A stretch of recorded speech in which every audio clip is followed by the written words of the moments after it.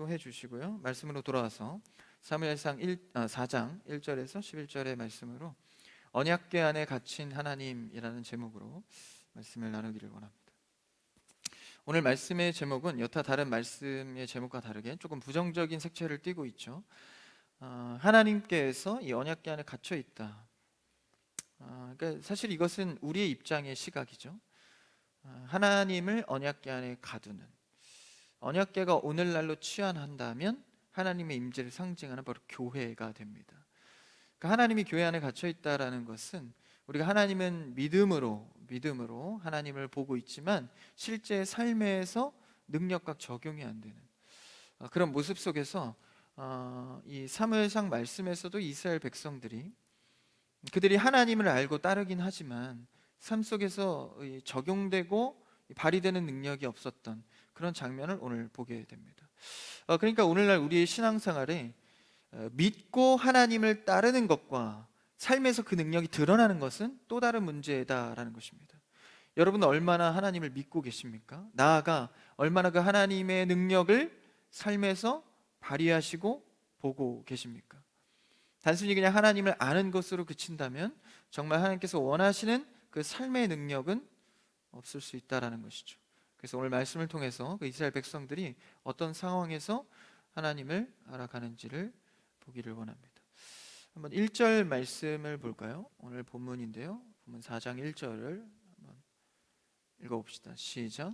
사무엘의 말이 온 이스라엘에 전파되니라. 이스라엘은 나가서 블레셋 사람들과 싸우려고 에베네셀 곁에 진치고 블레셋 사람들은 아벡에 진쳤더니.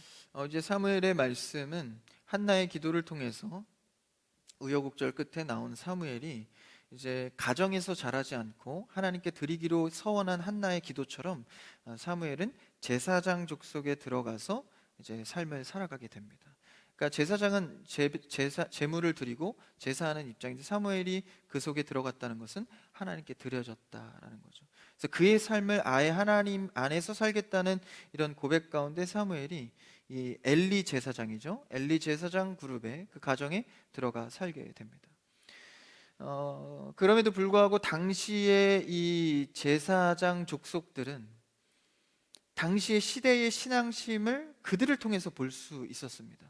그러니까 제사장 족속들이 올바르고 제사를 잘 드리면 시대의 선함이 보여지는 것이고, 제사장 족속이 타락해 있다는 것은 그 시대상이 타락해 있다라는 것이죠. 오늘날로 치환한다면 이 교회의 타락과 선함이 이 사회에 미치는 영향, 그리고 그 시대상을 반영한다라는 것이죠.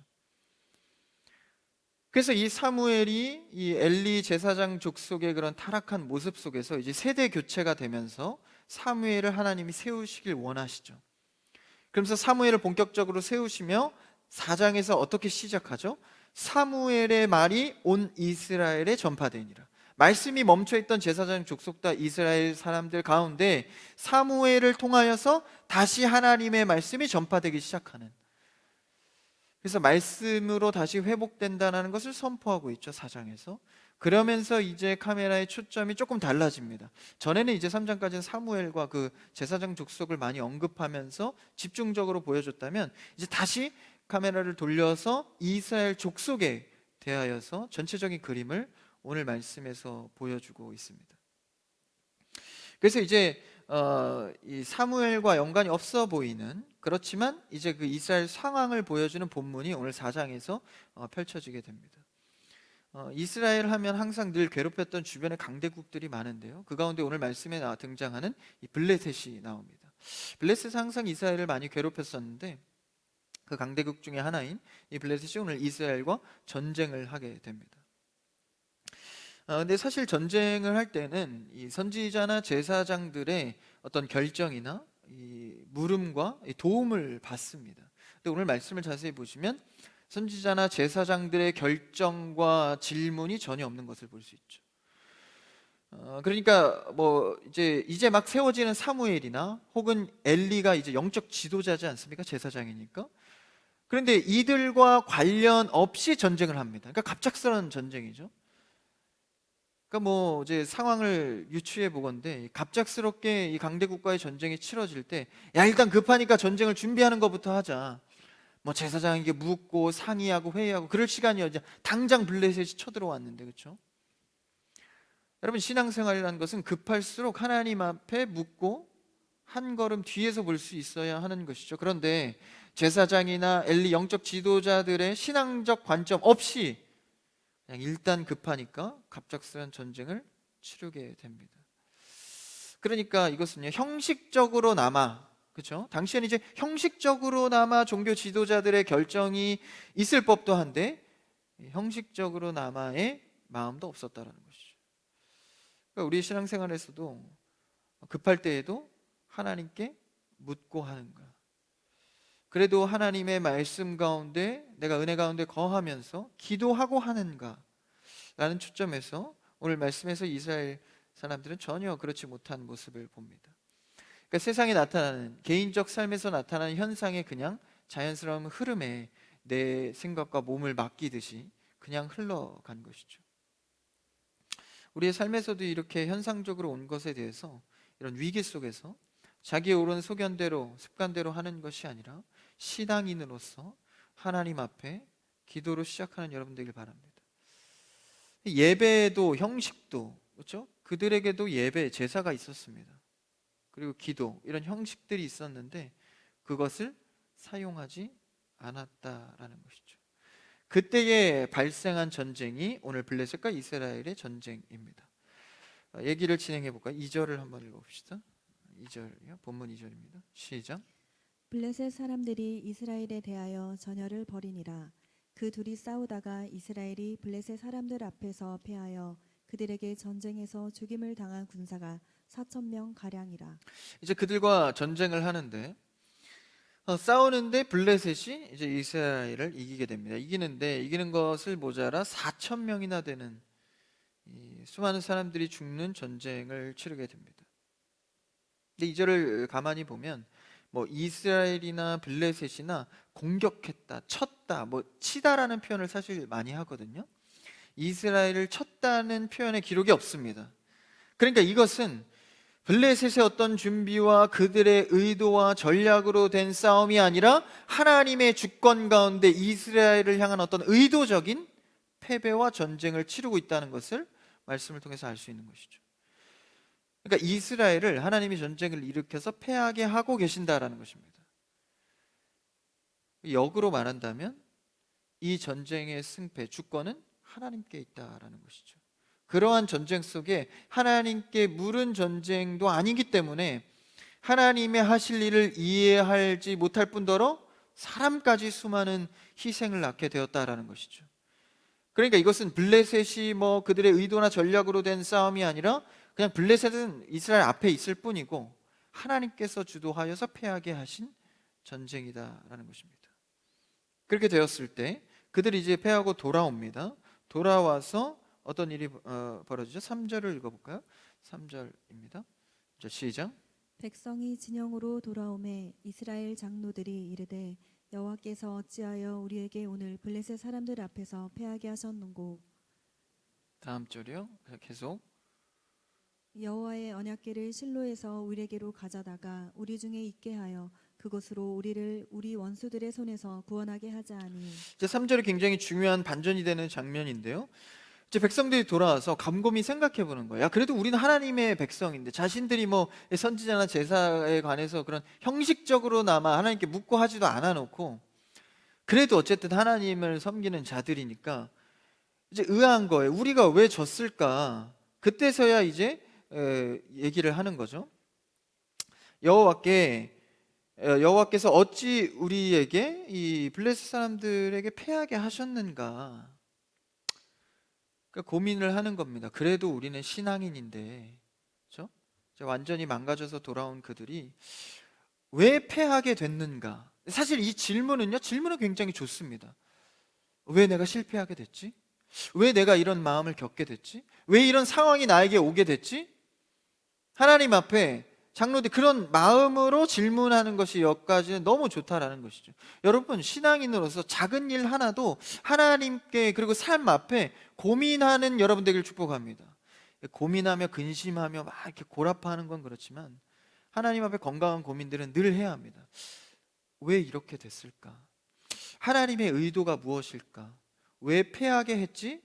아주 좋은 질문을 하고 있죠. 근데 사실 이 질문은요, 이미 앞서 사무엘상에 이미 우리가 제자들을 통해서 많이 겪은 질문입니다. 이제 복음서에 보면 이 제자들이 항상 이런 질문을 많이 하죠. 왜 이렇게 고치지 못했습니까? 우리는 예수님. 예수님, 우리는 왜 이렇게 되었죠? 이런 질문들을 하게 되는데, 이제 예수님께서 이제 변화산에서 제자들을 데리고 이제 기적과 환상을 보여주시고 이제 내려와서 산에서 내려와서 이 귀신 들린 아들이 있는 아버지가 예수님께 고쳐달라고 요청을 했을 때 이 제자들이 그 병을 못 고쳤거든요. 그러니까 이 제자들이 예수님은 고쳤는데 우리는 못 고치니까 예수님, 우리는 왜 못 고쳤습니까? 그 질문이 바로 오늘 말씀에 나오는 왜 우리가 패하게 됐는가라는 질문과 동일한 마음입니다. 그렇다면 예수님의 대답이 오늘 말씀의 대답이 될 수도 있겠죠? 예수님이 뭐라고 말씀하시죠? 야, 작은 믿음이라도 있다면 너희가 이것을 행할 수 있었을 것이다. 또 다른 복음서에서 뭐라고 하죠? 똑같은 상황에서 기도 외에는 이 능력이 나갈 수 없다. 그러니까 다시 말하면 믿음과 기도라는 것을 하나님을 온전히 먼저 의지하는 태도, 이 태도로부터 출발한다라는 것입니다. 여러분, 신앙생활은 대단한 업적이나 결과론적인 수많은 응답으로 발생하는 것이 아니라 내가 처음에 가졌던 그 태도로 시작한다는 것입니다. 예배를 얼마나 멋지게 잘 드리냐, 뭐 신앙생활에 어떤 결과물을 얻느냐 보다, 응답을 받느냐 보다 내가 하나님 앞에 어떤 태도로 서 있는가.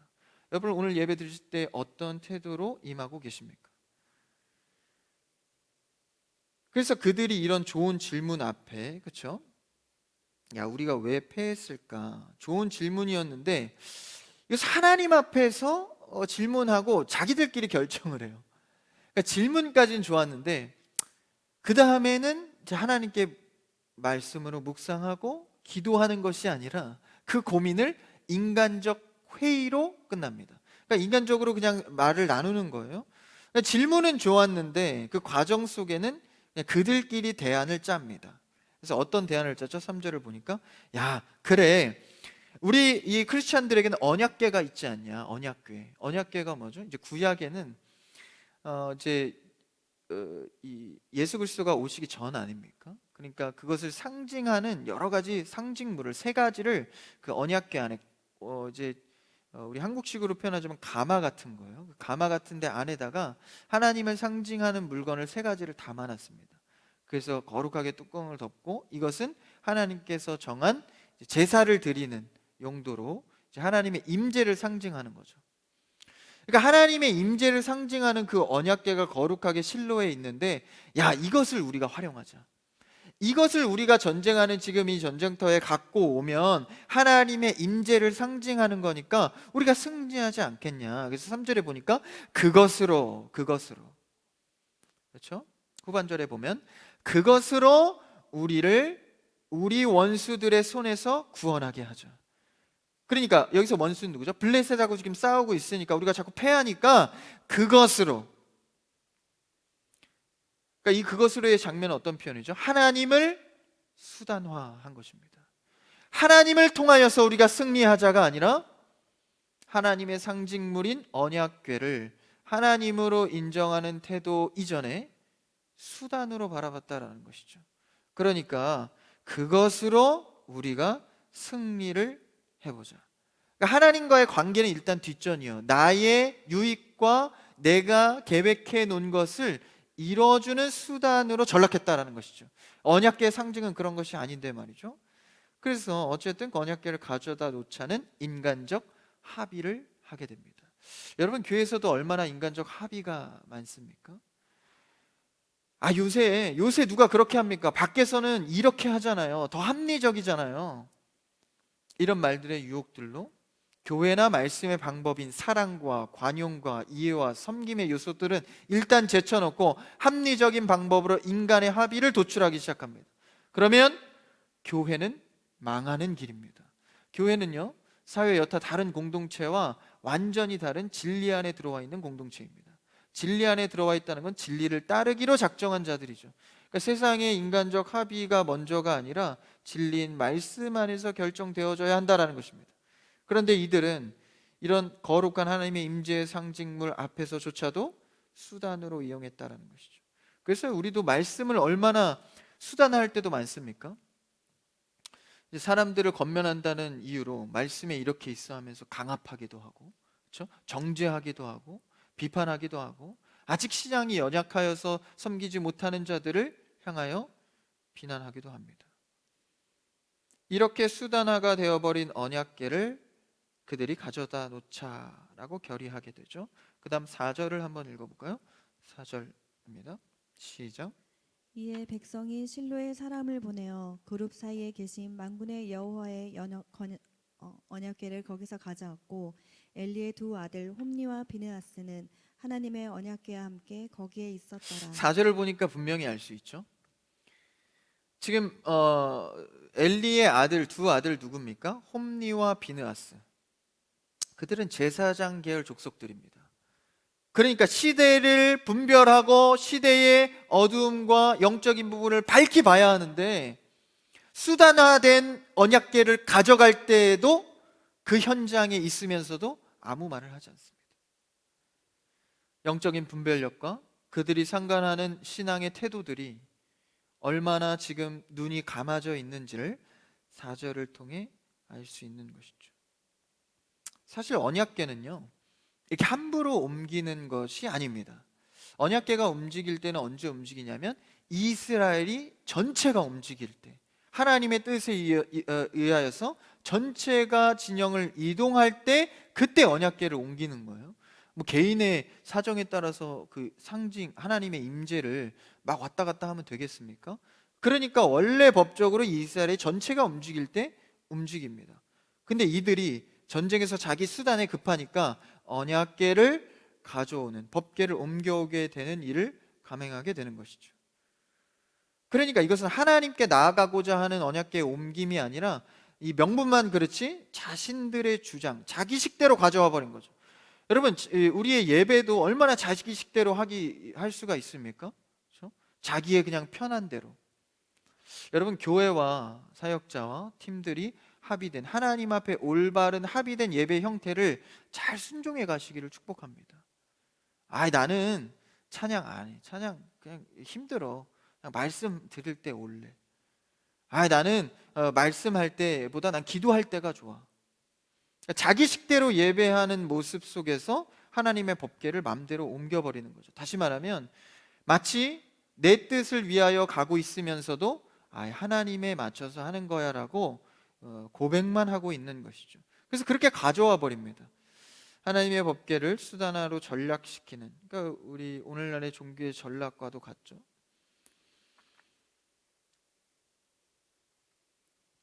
그래서 그들은 하나님을 경배의 대상이 아닌 자신의 필요에 따라 부르는 방법으로 전락시켜 버렸습니다.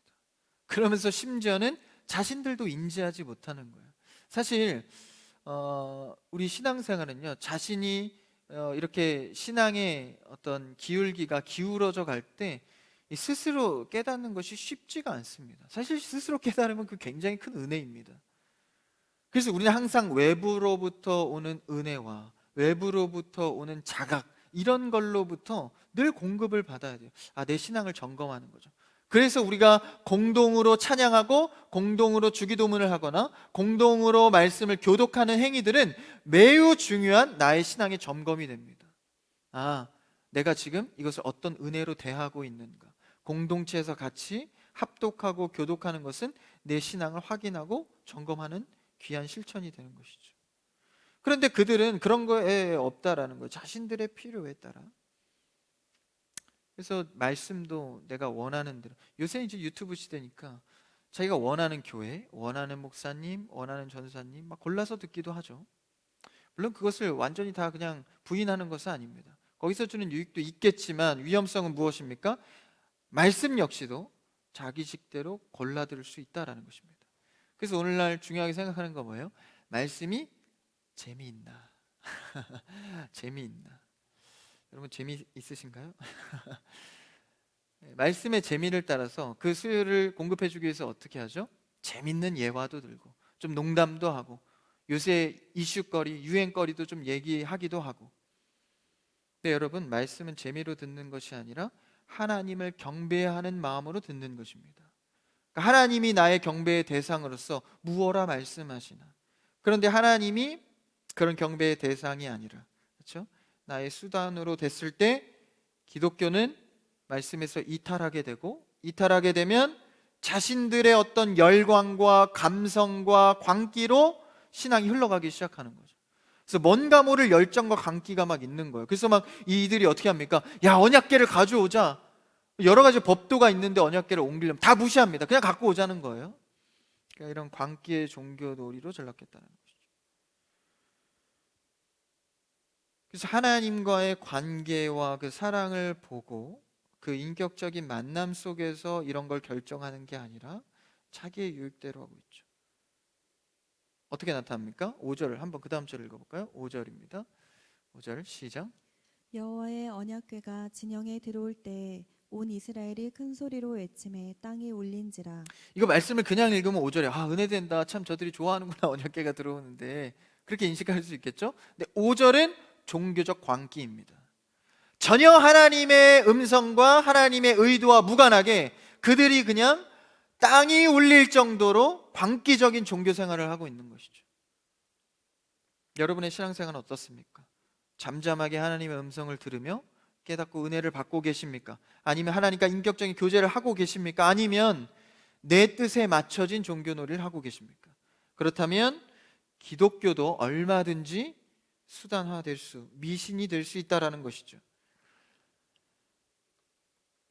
근데 여기서 한 가지 이제 우리에게 찔림을 주는 게, 블레셋이 이 장면을 보고 이렇게 판단합니다. 블레셋 입장이에요. 이제는 한번 6절 7절을 같이 한번 읽어볼까요? 6절 7절 같이 시작. 블레셋 사람이 그 외치는 소리를 듣고 이르되 히브리 진영에서 큰 소리로 외침은 어찌 됨이냐 하다가 여호와의 궤가 진영에 들어온 줄을 깨달은지라. 7절이요. 블레셋 사람이 두려워하여 이르되 신이 진영에 이르렀도다 하고 또 이르되 우리에게 화로다 전날에는 이런 일이 없었도다. 블레셋보다도 사실 이스라엘이 더 지금 무지한 겁니다. 7절에 보니까 뭐라 그래요? 이 블레셋이 보니까 전에는 이런 일이 없었대요. 그러니까 전에는 전쟁하고 있는 상황에 자기들 진영으로 막 이스라엘들이 법궤를 가져오는 일이 없었던 것을 블레셋도 압니다.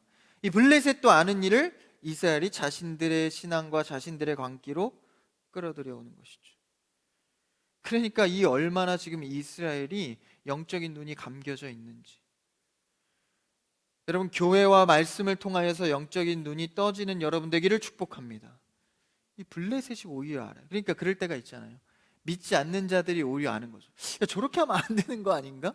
교회에서 야, 신앙인들이라면 이렇게 하면 안 되는 거 아니에요? 이 직장에서 많이 보죠. 믿는 분 팀장님께서 이제 직장 생활을 하다 보니까 야, 팀장님이 알고 보니까 기독교인이네. 야, 기독교인이 이래? 뭐 이러면 곤란한 거 아니에요? 지금 블레셋이 그런 평가를 하는 거죠. 야, 이런 일은 없었는데. 그러면서 그들의 신을 두려워하죠. 사실 블레셋이 여호와 하나님을 잘 알지도 못하면서 두려워하는 것만큼이라도 이스라엘은 그렇게 여기지 않았다라는 것이죠. 한번 10절을 읽어볼까요? 10절, 보면 10절이요. 같이요, 시작. 블레셋 사람들이 쳤더니 이스라엘이 패하여 각기 장막으로 도망하였고 사륙이 심히 커서 이스라엘 보병에 엎드러진 자가 3만 명이었으며. 이거 너무 이상한 거 아니에요? 언약궤를 가져오기 전에는 그냥 전쟁 그냥 자기들끼리 막 했을 때도 4천 명 죽었습니다. 그러면 언약궤를 가져왔다면 그래, 승리는 못하더라도 희생자는 좀 줄여야 되는 거 아닙니까? 언약궤를 가져온 상황에서 전쟁을 치렀는데 3만 명이나 죽게 됩니다. 이 일이 어찌된 일일까요? 심지어는 그들끼리 회의도 하고 하나님 앞에서 뭐가 옳을까 고민도 했습니다. 그러나 그 인간적 합의 속에 하나님의 움직임은 없었다라는 것이죠. 심지어 언약궤라는 형식도 갖추고 있었습니다. 우리도 믿음 있고 교회를 열심히 다니고 형식대로 내가 다 따르지만 하나님이 움직이지 않을 때가 있다라는 것이죠. 다시 말하면 교회에선 여러 가지 형식을 지켜서 신앙생활을 한다고 내가 믿고 있지만 실제 삶에서, 직장에서, 가정에서, 캠퍼스에 나갔는데 전혀 하나님의 능력이 발휘되지 않을 때 우리는 오늘의 말씀을 떠올려야 합니다. 왜 이런 일이 일어날까? 왜 나는 실패할까? 왜 하나님이 움직이지 않을까? 이 질문 앞에 우리는, 이 교회는 다시 서야 합니다. 그래서 이스라엘은 하나님을 법궤 안에 가둔, 그러니까 형식 안에 가둬버린 거죠. 오늘날로 치환하면 모두에 말씀드렸다시피 하나님이 교회 안에 갇혀버린 겁니다. 교회 안에서 열심히 그냥 형식 따라 예배하고 기도하면 뭔가 될 것처럼, 그러나 세상에선 능력이 전혀 발휘되지 않는 모습을 보죠. 그러면 우리가 이 법궤의 상징을 하나님의 임재라고 생각했는데 구약에서, 그럼 법궤 안에 진정한 의미가 무엇일까? 왜 법궤를 가져왔는데 능력이 발휘되지 않았을까? 그 법궤 안에 들은 상징물을 좀 봐야겠죠. 법궤 안에 뭐가 들었죠? 세 가지라고 말씀드렸는데, 이 첫째는 만나 항아리입니다. 이 만나 항아리는 이스라엘이 애굽에서 출애굽할 때 하나님께서 그들에게 은혜를 베풀었죠. 광야에서 40년 동안 살아갈 수 없는 상황에 하나님께서 먹을 것을 제공해 주셨습니다. 매일매일 제공해 주셨죠. 그래서 그 하나님을 기념하기 위해서 이 만나 항아리를 법궤 안에 넣어놨습니다. 그리고 두 번째는 아론의 쌍난 지팡이죠. 족속이 하나님을 따르지 않을 때 그것으로 이제 그 아론의 쌍난 지팡이를 통하여, 그 기적을 통하여서 이제 하나님을 거스른 족속을 시사했죠. 그리고 또한 세 번째는 이 모세가 시내산에서 받은 돌판입니다. 근데 이제 언약궤 안에 들어가 있는 돌판은 두 번째 돌판입니다. 첫 번째 돌판은 어떻게 했죠? 모세가 이제 돌판을 십계명을 받아서 이렇게 내려왔는데 이스라엘 백성들이 그 송아지 만들어서 막 우상 섬기고 있으니까 모세 좀 다혈질인 거 같아요. 그 자리에서 그 돌판 던져버리죠. 그래서 돌판이 깨지지 않습니까? 그래서 제가 이제 좀 건방지지만 하나님 입장이었다면 저는 다시 안 만들어줍니다. 다 잘 붙여서 써라. 건방지게 어디 돌을 깨냐. 하나님은 다시 만들어 주시죠. 그래서 두 번째 돌판에 십계명을 주십니다. 그래서 그것을 이제 언약궤 안에 넣게 되죠. 그러니까 만나, 그러니까 하나님께서 주신 만나와 그리고 이 아론의 쌍난 지팡이, 두 번째 돌판, 이거 다 뭡니까? 공통점이 뭐예요? 바로 인간의 한계를 시사하고 있는 겁니다. 하나님 없이는 하루도 먹고 살 수 없는, 그리고 하나님은 거스른 족속, 그리고 하나님 앞에서 우상을 섬겼던 그 세 가지 상징물 다 인간의 한계를 보여주고 있는 것이죠.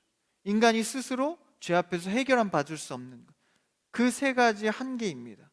이 모든 한계를 하나님이 어떻게 하셨죠? 은혜로 회복시켜 주셨습니다. 그러니까 두 가지죠. 이 언약궤의 상징은 인간의 죄성의 한계와 하나님의 끝없는 자비하심을 나타내는 겁니다.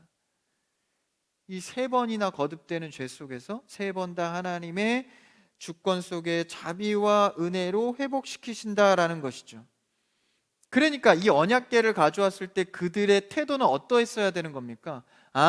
인간의 한계를 인정하고 하나님께 온전히 붙들림으로 나아가야 하는데 자신의 죄성과 한계의 고백은 없고 하나님과의 소통은 없고 그냥 수단화되어서 내 뜻을 이뤄주고 기도해서 응답만 받으면 그만이라는 신앙으로 전락했던 것이죠. 그러니까 이 법궤는요, 하나님의 은혜를 돌아보라는 상징입니다. 근데 하나님의 은혜는커녕 이것이 어떤 그냥 요술 램프처럼 말이죠, 그냥 갖다가 쓰면은 되는 것처럼 여겼다라는 것이죠. 그러니까 우리의 신앙생활은요, 반드시 하나님과 인격적인 교류로부터 시작해야 합니다. 그러니까 인간관계가요, 서로 대화하고 만나고 차도 마시고, 그렇죠? 서로 알아감이 있어야 되잖아요. 그 다음에 뭐 좀 요구도 하고 부탁도 하고. 근데 대뜸 초면에 만나자마자 야, 나 좀 부탁하지, 이거 누가 들어주겠어요? 누가 그것을 관계로 인정하겠냐 말입니다. 그러니까 하나님은요, 우리에 대해서 원하는 것이요, 관계를 원하십니다. 인격적인 관계 말이죠. 그것을 이루기 위해서 다리를 놓으셨죠. 어떤 다리요? 예수 그리스도라는 인격적 다리를 놓으셨습니다.